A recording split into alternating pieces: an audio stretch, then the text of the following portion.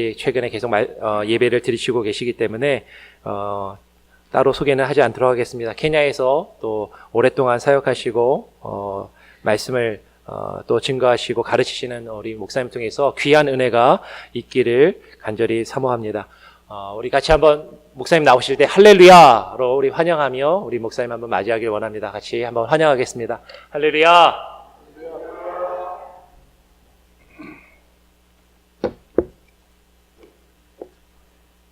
한번 기도하겠습니다. 사랑의 아버지 하나님 감사합니다. 다시 한번 주 앞에 우리의 삶을 드립니다. 주께서 우리를 받아주시며 주께서 사용해 주시고 주의 영광을 나타나게 하옵소서. 이 시간 부족한 종이 주의 말씀을 듣고 섰습니다. 주께서 감춰주시고 주님께서 친히 말씀하셔서 전하는 자나 듣는 자가 함께 은혜를 경험하며 함께 은혜를 하나님의 이름을 찬양할 수 있도록 하나님이 함께하여 주옵소서. 감사드리며 예수님의 이름으로 기도드립니다. 자, 오늘 이사야서 40장의 말씀을 가지고 잠깐 말씀을 증거하기를 원합니다. 이사야서는 66장으로 되어 있습니다. 전반 39장과 후반 27장은 서로 다른 내용인데요. 전반부 39장과 후반부는요, 큰 교향곡과 같은 그런 내용입니다. 전반부 예언과 후반부 예언은 그 예언 시기가 다르고요. 그 내용 또한 다릅니다. 전반부는 포로 되기 전에 유다 백성들을 향해서 말씀을 증거하고 있고, 후반부는 포로 중에 있는 백성들을 향해서 선포하고 있습니다. 앞으로 너희들이 이 바벨론에 들어가서 포로가 될 터인데, 그 포로가 된 다음에 70년이 지나면 하나님께서 너희들을 다시 유대 땅으로 다시 돌려보내시겠다라고 하는 것을 말씀해 주고 있습니다. 오늘 읽은 이 한 부분의 말씀은요, 후반부 27장 중에서 첫 번에 서곡에 해당하는 내용인데요. 너희는 위로하라, 내 백성을 위로하라라고 40장 1절을 말씀하고 있습니다.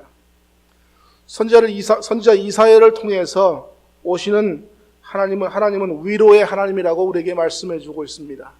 죄 가운데 있는 우리, 슬픔 가운데 있는 우리, 고통 가운데 있는 우리에게 오셔서 내 백성을 위로하라, 평탄케 하라, 위로하고 그들이 죄 가운데 있지만 하나님의 은혜를 경험하고 그렇게 살아가라고 말씀을 해주고 있습니다. 하나님은 위로의 하나님이십니다. 하나님은 우리에게 멀리 계신 분이 결코 아닙니다. 우리 곁에 계셔서 우리와 함께 해주시고 우리의 신음하는 소리까지 듣고 계시는 그 하나님이라고 하는 것을 말씀해 주고 있습니다. 예수님께서는 이렇게 말씀하시죠. 내가 가면 너희에게 다른 보혜사를 보내줄 터인데 그 보혜사가 오면 너희와 함께 할 거다라고 말씀하십니다. 이 보혜사라고 하는 것은 옆에 있다라고 하는 말입니다. 우리 옆에, 혹은 우리 뒤에 있어서 우리가 넘어질 때 우리를 이렇게 붙잡아 주시고 우리를 넘어지지 않게 하시는 그런 분이라고 하는 것을 말씀해 주고 있습니다. 하나님은 두려운 분이 아닙니다. 우리가 혹시 죄를 지으면 그분이 우리를 처벌할까 우리는 두려울 수 있습니다. 그런데 하나님은 그렇게 우리를 처벌하시기 위해서 모든 걸 준비해 놓으신 분이 아니라 우리로 하여금 옳은 길로 가기 위해서 우리에게 때로는 징계하시고 때로는 어려움을 주시는 것이지 결코 하나님은 두려운 분이 아니라고 하는 사실입니다. 우리의 행복을 짓궂는 방해꾼도 결코 아닙니다. 우리의 운명을 조소하는 조소꾼도 결코 아닙니다. 선지자 이사야는요, 위로의 하나님, 용서하시는 하나님을 소개한 다음에 오늘 본문에서 어떻게 우리를 위로하신지를 3절부터 우리에게 말씀을 해주고 있습니다.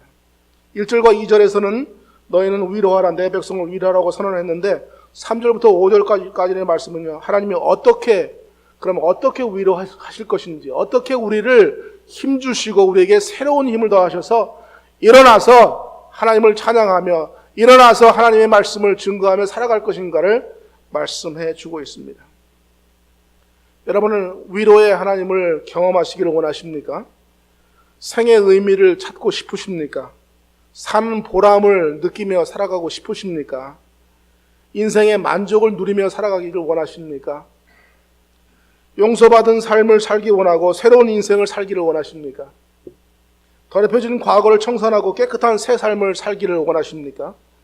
사는 것답게 살고 싶으며 의미로 채워진 풍성한 삶을 누리며 살아가기를 원하십니까? 그렇다면 하나님의 죄 용서, 죄 용서하는 방법을 우리는 배워야 할 것입니다. 제가 사역하고 있는 마신가라고 하는 지역에 신학교인데요. 신학교 안에 큰 물통이 하나 있습니다. 그 물통이 몇만 리터를 담는 물통인데요. 비가 오게 되면, 비가 많이 오지는 않지만 비가 오게 되면 그 빗물을 다 담아서 신학생들이 사용을 합니다. 그런데 그 안에는요, 때로는 낙엽도 들어가서 썩게 되고요. 때로는 그 쥐라는 놈도 이렇게 들어가 있고요. 그러니까 빠져서 이게 죽은 거죠. 때로는 도마뱀도 있습니다. 근데 그걸 모르고 그냥 그걸 마셔요. 신학생들이. 마시다가 1년이 지난 다음에 1년에 한 번씩 그 큰 통을 청소를 합니다. 청소를 한 다음에 거기다가 깨끗한 물을 담습니다. 우리가 인생을 살아가다 보면 알게 모르게 또는 우리의 말과 행동으로 하나님께 죄 짓고 사람들의 마음을 아프게 할 적이 한두 번이 아니죠. 제 아내가 가끔 저에게 물어봐요. 여보, 당신 나 사랑해? 물어봐요. 35년 전에 우리가 결혼했는데 그때 참 서로 사랑한다고 이야기하고 이제까지 살아오고 있습니다. 그런데 부인들은 좀 덜 하겠지만 남편들은 혹시 말의 실수가 상당히 많잖아요. 또 행동으로. 그런데 여인들은 이렇게 쉽게 내던진, 남자들이 쉽게 내던진 그 한마디가 상당히 큰 상처로 남습니다. 그러다 보니까 한번 그 큰 상처를 받으면 그냥 마음만 아픈 게 아니라 몸까지도 쇠약해지고 아파지는 거죠. 근데 남자들은 참 그걸 모르고 살아가요. 자, 그런 죄들을 알게 모르게 지었던 그런 죄들을 하나님 앞에 내어놓고 용서함을 받는 것입니다. 서로가 서로에게 우리는 이야기하면서 내가 이런 잘못한 것이 있는 것 같은데 하면서 서로를 용서하는 그런 삶을 살아가는 것, 죄 용서함의 경험을 하고 살아가는 것, 그것이 오늘 하나님 앞에서 살아가는 우리의 모습이어야 할 것입니다. 하나님의 위로의 사역은 오고 계시는 왕을 떠나서는 결코 실현되지 않습니다. 왕, 예수 그리스도를 떠나서는 결코 실현되지 않죠. 사람은 누구나 행복해지고 싶어 합니다. 그러나 오시는 왕을 알려고 하지 않습니다. 그분을 알려고 하지 않고 그분이 우리에게 말씀하고 계신 것이 무엇인지를 생각하려고 하지 않고 살아가고 있습니다. 사람들은 인생을 즐기고 싶어 합니다. 그러나 오고 계시는 왕을 맞이하려고는 생각지 않습니다.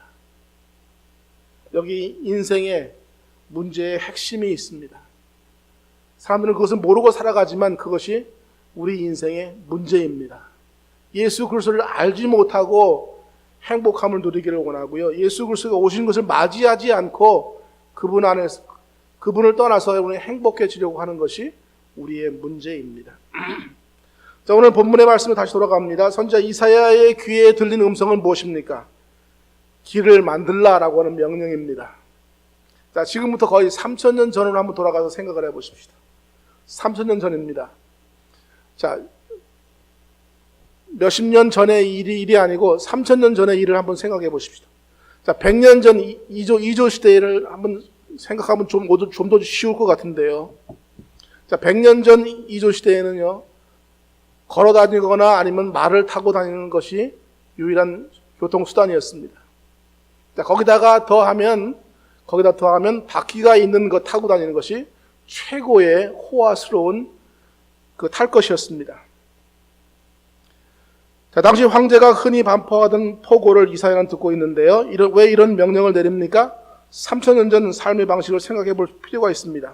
당시 여행 방법은 걷든지 짐승을 타든지 아니면 마차를 이용하는 것이었습니다.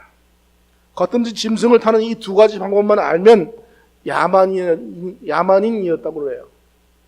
세 번째 이 바퀴를 이용해서 삶을 살아가면 그때서야 문명인이었다고 이야기를 합니다. 흔히 문명 사회는요, 여부는요, 문자를 가졌는가 아니면 바퀴를 사용하고 있는가에 따라서 달려 있다고 합니다. 한 사회가 문명 사회인 여부가 마차나 병거 등 바퀴를 이용한 도구가 있느냐 없느냐로 판단된다면 아무나 마차를 타고 다니는 것은 아니었을 것입니다. 흔히 왕이나 아니면 높은 자리에 있던 사람들, 그들만 마차를 타고 다녔습니다. 그런데 왕이나 이 높은 자리에 있던 사람들이 길을 가기 위해서는, 이 마차를 타기 위해서는요, 길이 평평해야 합니다. 이 푹 꺼진 부분들은 흙을 메워서 평평하게 만들고요, 높이 올라간 부분은 깎아서 다시 그것을 평평하게 만들어서 왕이 다니기에 부족하지 않도록 편안하게 만드는 것이 지금 길을 만들라 하는 내용입니다. 제가 사역을 하면서 2002년도에 초등학교를 봉헌할 기회가 있었습니다. 그때 당시 대통령을 저희 학교에 초빙을 해서 이 초등학교를 봉헌하기로 했습니다.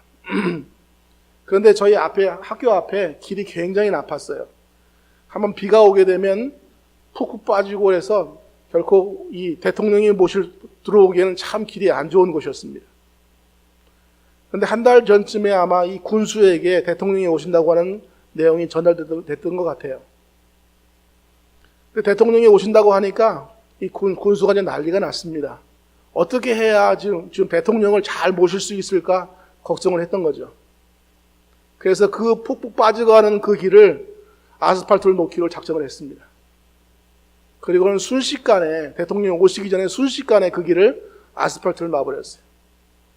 덕분에 저희들이 참 호화스러운 길을 만나게 됐습니다.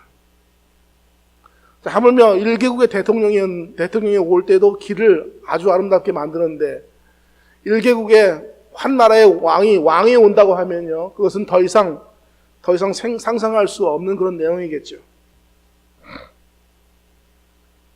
그때나 지금이나 권력자들은요, 자신의 한 번 편의를 위해서 수만 명의 백성들을 동원시켜서 몇 달이고 몇 년이고 그 길을 만듭니다.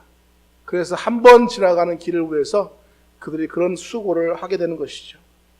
광야의 길을, 사막의 대로를 만들라고 하는 것은 임금이 여행하기에 편하게 지금 만들려고 하는 내용입니다.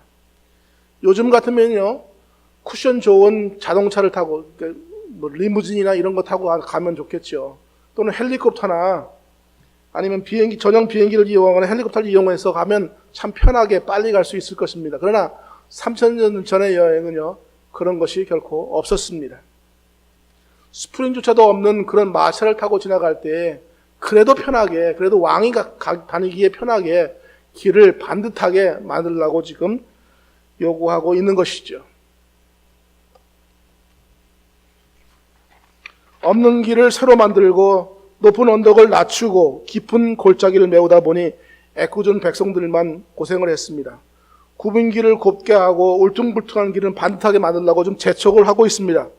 거창한 토목 공사가 끝나면 드디어 황제가 그 길을 행차하게 됩니다. 자, 케냐의 나이로비에서 몬바사까지, 수도인 나이로비에서 해안 지역인 몬바사까지 500km입니다. 그 500km인데 영국 사람들이 그 길에 철도를 놓았습니다. 철도를 놓으면서 수많은 사람들이 그 철도를 놓으며 죽었습니다. 혹은 사자에 물려서 죽기도 하고요. 또는요, 이 큰 높은 낭떠러지에서 떨어져서 죽기도 하고 수많은 사람들이 죽었습니다. 그리고는 철도를 만들었어요. 근데 그 철도가 얼마나 걸리는지 아세요? 500km인데, 겨우 500km인데, 나이로비에서 몬바사까지 500km인데 12시간이 걸렸습니다. 저녁 7시에 기차를 타면 그 다음날 아침 8시에 나이로비에 도착을 합니다. 또는 나이로비에서 저녁 7시에 타면 몬바사라는 도시에 그 다음날 아침에 8시에 도착을 하게 됩니다. 자, 그것도 지금 500km지만 상당히 먼 길이지만 12시간씩이나 걸렸는데, 그 길을 위해서는 수많은 사람들이 생명이 없어지면서 그 길을 만들었습니다. 자, 왕이 한번 지나가기 위해서 그 길을 만들 때 수많은 사람들이, 애꿎은 사람들이 죽었는데, 그 길을 한번 지나갈 때 여러분들 사극 많이 보셨죠? 사극을 보시면 높은 사람들이 지나가면 물러거라 그러죠. 또는 뒤로 이제 물러나라고 말합니다. 고개 숙이라라고 이야기를 합니다. 그러면 왕이 그 길을 지나가고 아무도 그 앞에서 꼿꼿하게 머리를 들고 쳐다보는 사람은 없습니다. 자, 왕이 지나간 다음에 그 뒷모습을 보면서 그래도 내가 왕의 뒷모습은 보았다라고 자랑할 수 있는 그런 것입니다. 자, 길 닦는 이야기는 거기서 그만큼 하겠습니다. 자, 그러면 이 길 닦는 이야기가 우리에게 담겨진 내용은 교훈은 무엇입니까? 자, 포로된 백성을 구출하러 오는 한 임금을 우리는 상상해 보십시다. 자, 포로된 백성들입니다. 지금 70년간 바벨론에 포로되어 있는 백성들을 구출하기 위해서 오시는 한 왕, 하나님을 우리는 상상해 보십시오. 성경 우리에게 이렇게 말씀하시죠. 죄와 허물로 죽었던 우리, 도무지 소망이 없었던 우리가 우리를 구원할 수 없었던 우리, 하나님이 바깥에서 우리를 구원해 주시지 않으면 도무지 아무것도 할 수 없었던 우리 스스로는 아무것도 할 수 없는 우리에게 하나님께서 찾아오셔서 우리가 아직 죄인 되었을 때에 우리를 위해서 십자가에 죽으셔서 우리를 구원해 주셨다고 말씀을 하고 있습니다. 이스라엘 백성들의 해방을 위해서 길을 준비하라고 말씀하고 계신 그 하나님의 음성을 우리는 들을 수 있습니다. 포로된 백성의 해방자로 오시는 왕을 위한 길을 마련하라고 지금 이사야는 듣고 있습니다. 광야의 길을 새로 만들어서라도, 사막의 대로를 만들어서라도 이스라엘 백성들을 구원하시겠다고 하는 하나님의 그 의지를 우리는 살펴볼 수 있습니다. 또 하나님의 약속의 선언입니다. 이 놀라운 사건을 이스라엘 관점에서 읊은 시가 시편 126편입니다. 그 시편 126편을 말씀하시기를 우리가 꿈꾸는 것 같았다. 우리가 해방되었을 때 우리는 꿈꾸는 것 같았다라고 성경을 말씀을 해주고 있습니다. 마치 광야의 새로운 길을 마련하듯이 사막의 대로를 뚫듯이 모든 난관을 극복해야 하고 그러므로 말미암아 이스라엘 백성들을 구원하시겠다고 하시는 하나님의 말씀이십니다. 이스라엘의 석방에 관한 포고가 전달되는 만큼 어떤 난관을 뚫고라도 성취되리라고 하는 약속과 격려의 말씀입니다. 해방자, 구속자로서 오시는 한 임금을 위해서 길을 예비하라고 하는 명령을 지금 우리는 듣고 있습니다. 시간과 공간을 초월해서 하나님의 음성을 듣는 선지자의 귀에 말씀을 우리는 듣고 있습니다. 우리 중에 아무도 우리 스스로를 해방시킬 수 없습니다. 구원은 항상 외부로부터 오지요. 포로된 이스라엘의 소망은 구출하러 오시는 임금님에 달려 있습니다. 죄 가운데 있는 인생은 결코 자신을 구출하려고도 구출을 할 수도 없습니다. 죄악의 늪속에 빠져들어가는 인생은 스스로 건져낼 수 없습니다. 구원자의 오심만이 포로된 이스라엘의 소망입니다. 이스라엘 역사 가운데 오늘 본문은 성취되었습니다. 옛적 애굽을 홍해에 엎은 그 일을 더 이상 논할 수 없을 만큼 놀라운 일을 하나님께서는 이루셨습니다. 광야에 새길을 내듯이 예기치 못한 곳에서 상상치 못한 방법으로 아수를 패망케 하시고 바벨론을 멸망케 하셔서 고레스를 통해서 이스라엘 백성들을 구원해내십니다. 너희는 다시 고국으로 돌아가도 좋다. 70년이 지난 때에 그렇게 말씀을 하시죠. 바벨론 포로된 이스라엘 해방을 위한 해방자 고레스를 보내서 해방을 시키셨습니다. 날로 강성해 가던 바벨론 제국이 하루아침에 망합니다. 나는 여호와라, 나 외에 구원자가 없느니라. 과연 태초부터 나는 그니 내 손에서 능히 건질 자가 없도다. 내가 행하리니 누가 막으리요. 너희의 구속자여 이스라엘 거룩한 자 여호와가 말하노라. 너희를 위하여 내가 바벨론의 군대를 보내어 모든 갈대아 사람으로 자기의 연락하던 배를 타고 도망하여 내려가게 하리라 라고 이사야 43장 15절부터 21절 사이에서 말씀을 하고 있습니다. 하나님께서 친히 말씀하시고 하나님께서 친히 이루시면서 우리를 해방시켜 주시겠다고 말씀을 하고 있습니다. 이러한 일반 역사 속에서 이루어진 역사뿐만 아니라 오늘 본문에서는 영적인 의미를 더 찾아볼 수가 있을 것입니다. 고레스는요, 바벨론 포로된 이스라엘 해방자로 왔지만 이스라엘을 죄에서부터 구원하지는 못했습니다. 오늘 오직 우리의 죄에서 구원할 자는 예수 그리스도밖에는 없습니다. 정치적 해방을 누렸지만 인간을 얽매인 죄악의 사슬에서 벗어나게 하지 못했습니다. 그러므로 오늘 본문은 세례 요한이 이해한 대로 좀 더 깊은 영적인 의미를 우리는 살펴보아야 할 것입니다. 사복음서에서는 오늘 세례 요한에 대해서 말씀하시면서 세례 요한이 어떻게 이사야 선지자가 외치고 있는 그 음성을 듣고 예수님께서 오시는 길을 준비하고 있는가 하는 것을 말씀해 주고 있습니다. 그 중에서 우리 오늘 마태복음 3장에 있는 말씀을 한번 보겠습니다. 3장 1절부터 3절 사이에 이렇게 말씀합니다. 제가 읽겠습니다. 그는 그때 세례 요한이 이르러 유대 광야에서 전파하여 가로되 회개하라 천국이 가까웠느니라 하였으니 저는 선지자 이사야로 말씀하신 자라 이르시되 광야에 외치는 자의 소리가 있어 가로되 너희는 주의 길을 예비하라 그의 첩경을 평탄케 하라 하였느니라. 마태복음 3장 1절에서 3절 사이에 있는 말씀이고요. 마가복음 1장 3절 4절에 있는 말씀, 누가복음 3장 4절, 요한복음 1장 23절 등에서 이 세례 요한에 대해서 말씀을 해주고 있습니다. 예수님께서 오셨을 때에 예수님께서 그 사역을 하시기 전에 세례 요한이 등장하셔서 이렇게 말씀합니다. 회개하라 천국이 가까웠다고 말씀하십니다. 그러면서 예수님께서 오셔서 그의 사역을 할 때 그 길을 닦아놓는 분이 세례 요한이었습니다. 자, 2000년 전에 예수님께서 이 땅에 오셔서 우리를 위해서 십자가에서 죽으셨습니다. 여러분과 저의 죄를 위해서. 로마서 6장 23절은 이렇게 말씀합니다. 죄의 싹은 사망이라. 자, 우리는 수많은 죄를 짓고 살아갑니다. 그래서 몇 번이나 죄를 지으며 살았는지 모르겠습니다. 수많은 죄를 지으며 살아가는 우리가 구원함을 얻는다고 하는 것은 거의 불가능한 일입니다.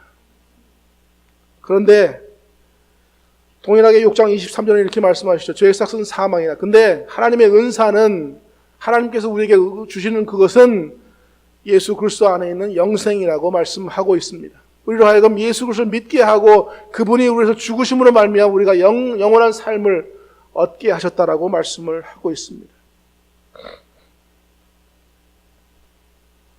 구원은 예수님을 떠나서는 성취될 수 없습니다. 예수란 이름의 뜻은요, 그가 자기의 백성을 저희 죄에서 구원하는 자라고 말씀을 하고 있습니다. 하나님이 지명해서 세운 인류의 구원자는 예수 그리스도밖에 없습니다. 사도행전 4장 12절의 말씀을 이렇게 말씀합니다. 다른 이로서는 구원을 얻을 수 없나니 천하 인간의 구원을 얻을 만한 다른 이름을 우리에게 주신 일이 없음이니라라고 말씀을 하고 있습니다. 예수 그리스도 외에는 구원이 없습니다. 전도의 내용은 사람의 귀로 이해할 수 없는 그런 내용들입니다. 예수께서 십자가에서 죽으셨다, 그분이 우리를 위해서 죽으셨다, 그분이 우리를 살리셨다라고 하는 내용은요, 참 인간의 머리로는 이해하기 참 어려운 내용입니다. 어떻게 죽은 사람이 살아날 수 있다는 말인가? 사람들이 반문합니다. 참 어리석은 내용이지만 그것만이 하나님께서 우리에게 들려주시는 구원의 내용입니다. 그것은 성령께서 우리의 마음에 오실 때만 믿어질 수 있고요. 그것을 우리 마음에 받아들일 수 있는 것이죠.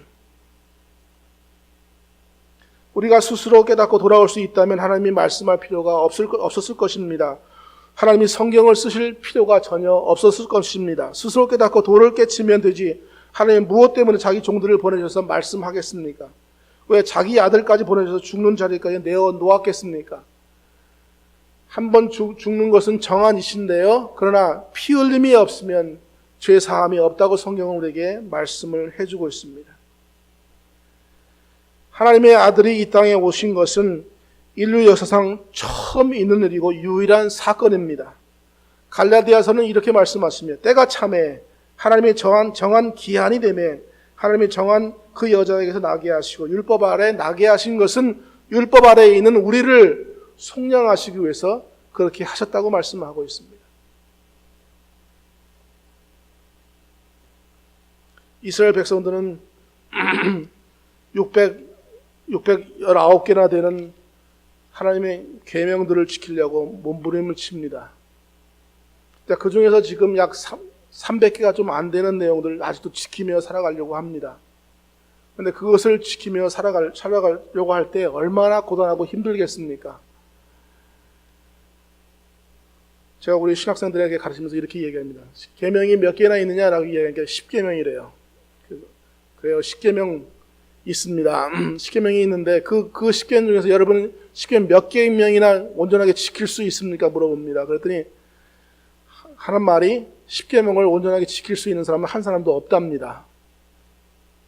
그래서 그렇게 이야기했어요. 그럼 619개의 계명은 어떻게 지킬 것이냐? 얘기했더니 그것은 더 불가능하다는 얘기입니다. 자, 우리의 삶에서 619개나 되는 계명을 지킬 수 없고 10계명도 감히 지킬 수 없는데, 그럼에도 불구하고 인간은요, 자기 스스로 구원을 얻으려고 좀 굉장히 노력을 합니다.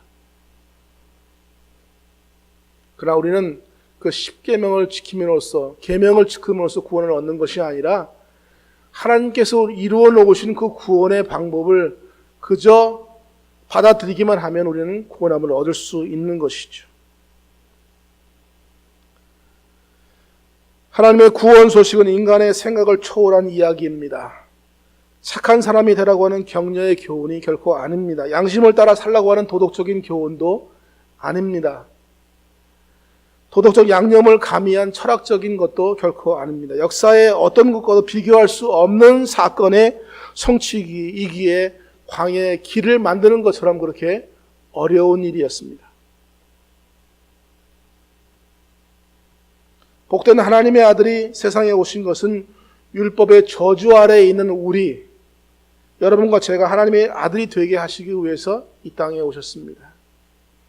하나님의 아들이 사람의 아들이 된 것은 사람의 아들로 하여금 하나님의 아들이 되게 하시기 위해서 이 땅에 오셨습니다.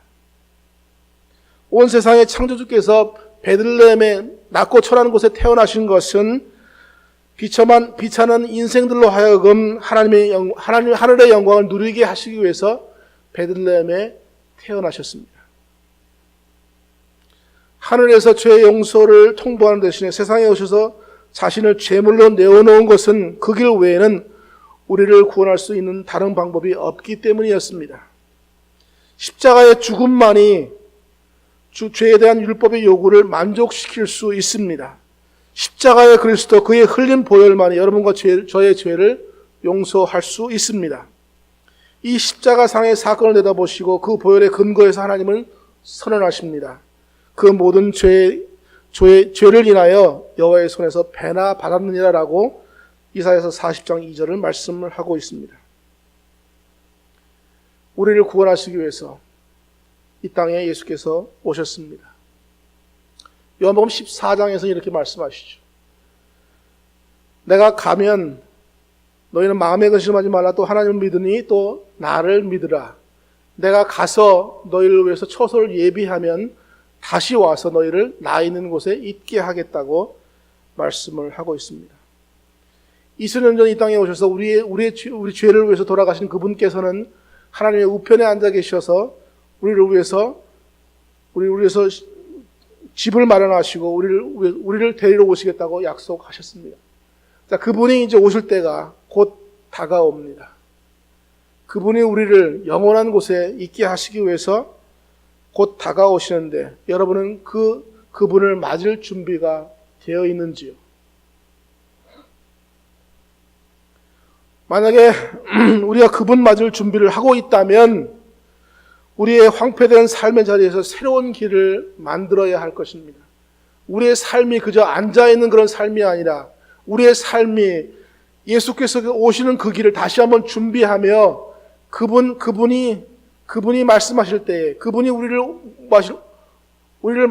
데려오실 때 그분을 맞을 준비를 하는 그런 삶을 살아야 하는 것이죠. 여러분 때문에 사람들이 사는 곳이 좀 더 나은 삶이 되어야 할 것입니다. 여러분 중에 어떤 분이 며느리로 어떤 가정에 들어갔다면 여러분 때문에 그 가정이 좀 더 나은 가정이 되어야 할 것입니다. 여러분이 어떤 학교에 들어갔다면 여러분 때문에 그 학교가 좀 더 나은 그런 환경이 되어져야 할 것입니다. 여러분이 어떤 곳에 취직을 했다면 여러분 때문에 그 직장이 좀 더 나은 직장, 좀 더 나은 환경이 되어야 할 것입니다. 여러분의 한 부서를 책임지는 부서장이 되었다면 여러분 때문에 같이 일하는 사람들이 행복해지는 그런 모습으로 나타나야 할 것입니다.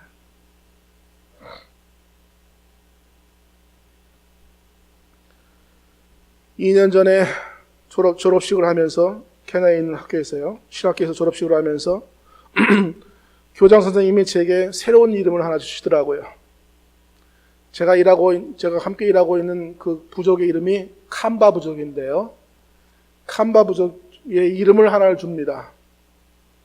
뭐냐면 무모라고 하는 이름인데, MUMO, 무모라고 하는 이름인데요.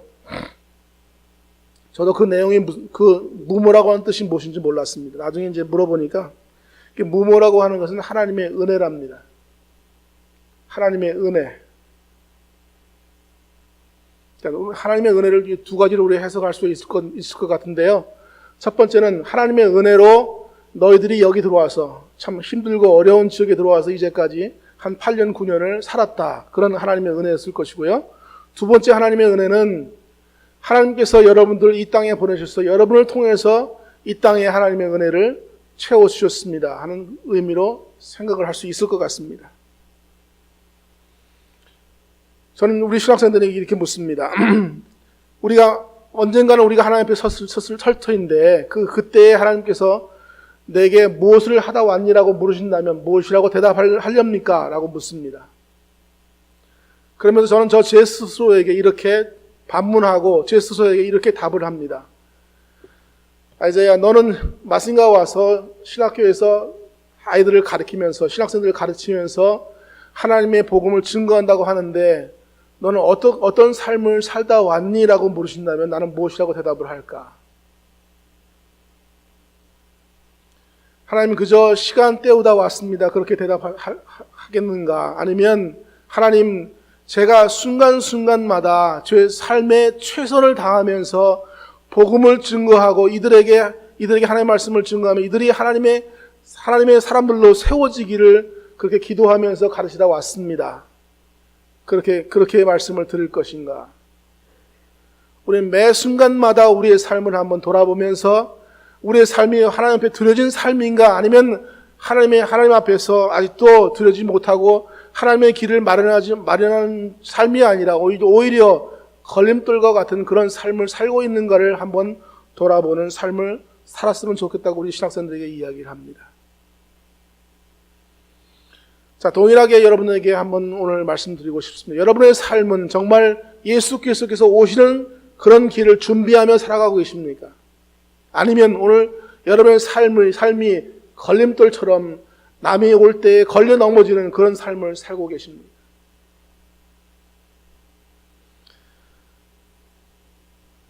우리 때문에 예수 믿는 사람이 더 많아지고, 우리 때문에 예수를 아는 사람이 더 많아지고, 우리 때문에 저 사람이 믿는 예수는 누구길래 저렇게 날마다 웃으면서 살아가고 있는 것인가 하는 것을 알기 원하는 사람이 더 많아졌으면 좋겠습니다.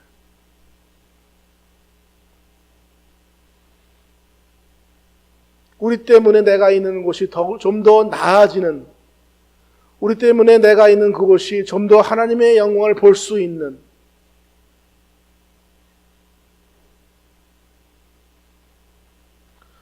고린도서 10장 32절의 말씀이 이렇게 말씀합니다. 유대인에게나 헬라인에게나 하나님의 교회에나 거칠은 자가 되지 말라라고 말씀합니다.